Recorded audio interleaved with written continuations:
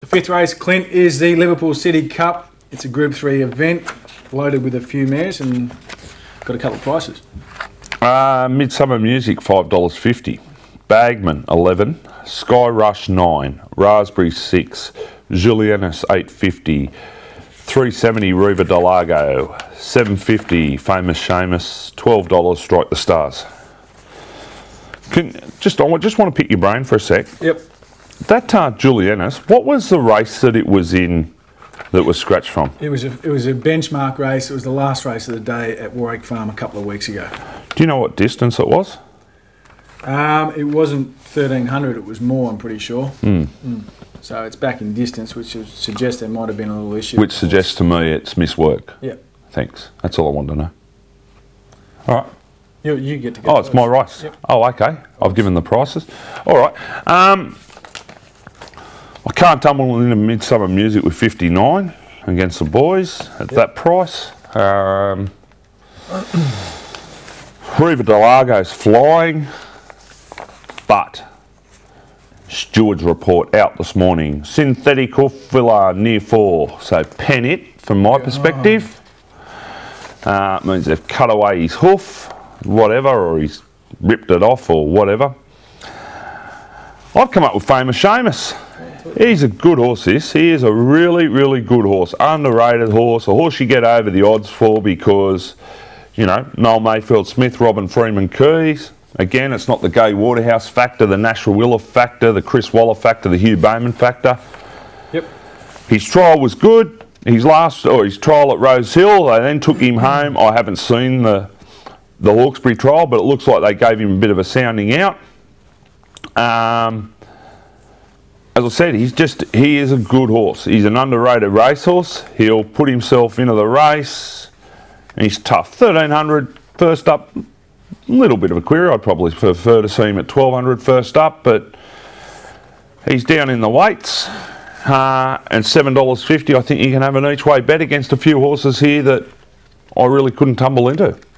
Okay. You know, a couple of stayers, a couple of out of form horses. Strike the Stars tried all right. He's one of yours, isn't he? Yeah, jury's out on him. One from 17's not...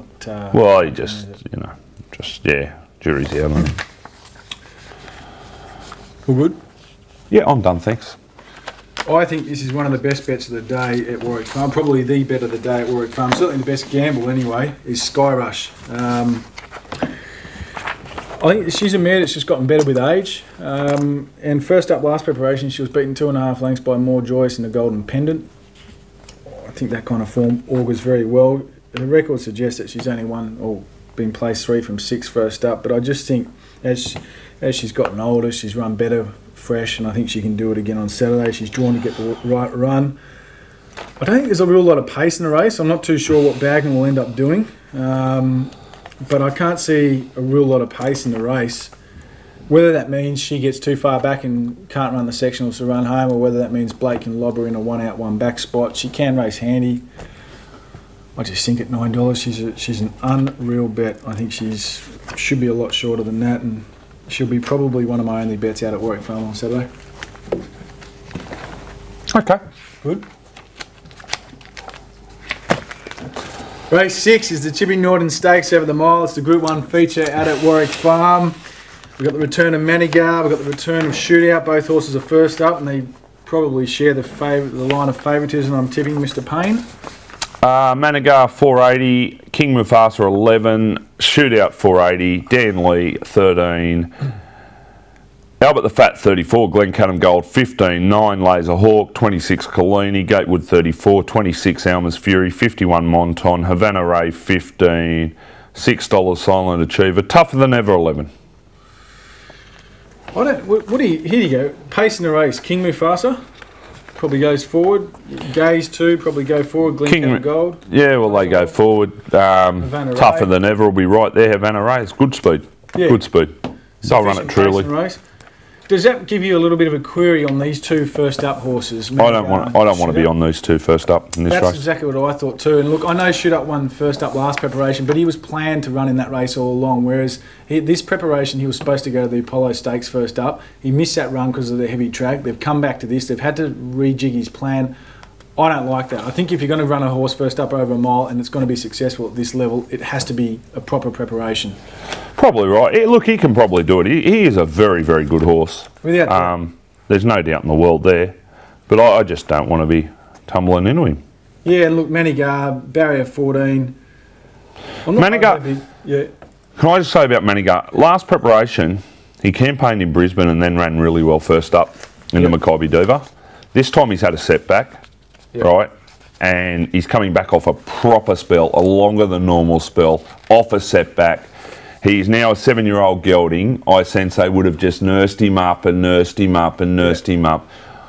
I might be wrong, but my gut tells me he'll be soft. Barrier 14, where do they get to in the run? Yep. No.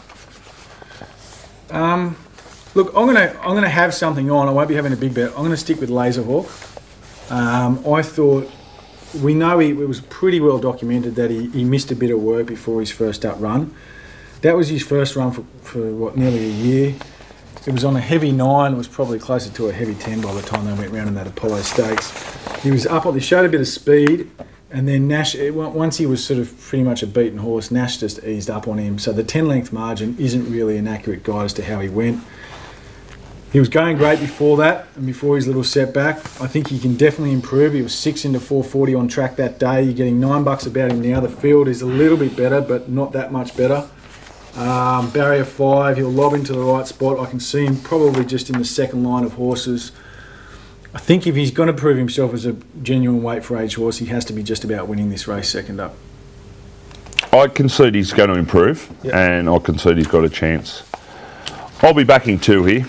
I'll be backing my old mate Dan Lee. They just keep serving him up at odds. $13 this time. His run in the Apollo was outstanding. The track didn't suit the heavy 10, the heavy 9. As you said, it was really heavy. He was on the inside where no one wanted to go, but then again, Jimmy usually pulls their pants down, as he did last week in the last at Rose Hill again. His record at the distance is excellent. His record at the track's excellent. His record at the track and distance is excellent. Dead track, good track, handles most conditions. I just think he's an each way bet to nothing. At $13, he'll posse up midfield. He might need a little bit of luck early to get in, but if he can get in and get a nice run, he'll run through the line. He's looking for the mile. He's got a fitness edge on most of his rivals here, as in Manigar, Shootout and the like. Glencanim Gold, Laserhawk, he's had the 3 runs. You know, they've only had the 1 or none. He's got a great hope. Really, really good chance. Again, he always is. You know, and he'll run you an honest race and a genuine race. Yep. And if you're not good enough, you're not good enough. The other horse I'll be on is Silent Achiever. I would not be surprised if this horse is the best weight for age horse at a mile plus in Australasia. All right, I know it's a big statement, but there's just something about this filly that just really grabs me. Her win in the Crystal Mile was unbelievable. She was disappointing in the Matriarch, fair enough, but she's a mare, and it is springtime. Her run in the Rosehill Guineas at her first Australian start last year against the likes of Ocean Park, Laserhawk. I think Laserhawk won the race. Yep. She should have won the race. She was never on the track. She should have won the race. Ocean Park had a chance to win too. No, exactly. And, you know, she beat them back home, that crop, back in New Zealand, the Ocean Parks and the like. I just think she's a really, really special mare. First up, she was excellent. She'll improve off that. She's here for the Ranvet, the BMW, so she's going to improve off what she does, but they're going to run along. Yep. And she has got a pulverising turn of foot, this mare. So comes to the 4 and weight for age races too. Because it comes to the 4, the pulverising turn of foot and weight for age races. Yeah, well, look, this is going to be one of the truer run shipping Nortons, I would have thought, of recent years. I don't think they'll dawdle here because the Warwick Farm Mile, they sort of start to turn for the first 600, so you know they do tend to make a statement early. Yep. And there's also pacing aged, isn't there? I'll be backing the 2 of them. And I reckon I'll have a great sight. Fair enough. All right. What did I say? Don't be surprised if she wins a Cox Plate later this year. If she's... She's there. Oh, I'm not betting early, mate. They've got to keep breathing for the next 180 days, please. saw what happened last weekend with All Too Hard anyway in early markets. No, I don't, mate. Unless they're a couple of hundred, unless there's three figures, I don't back them short early.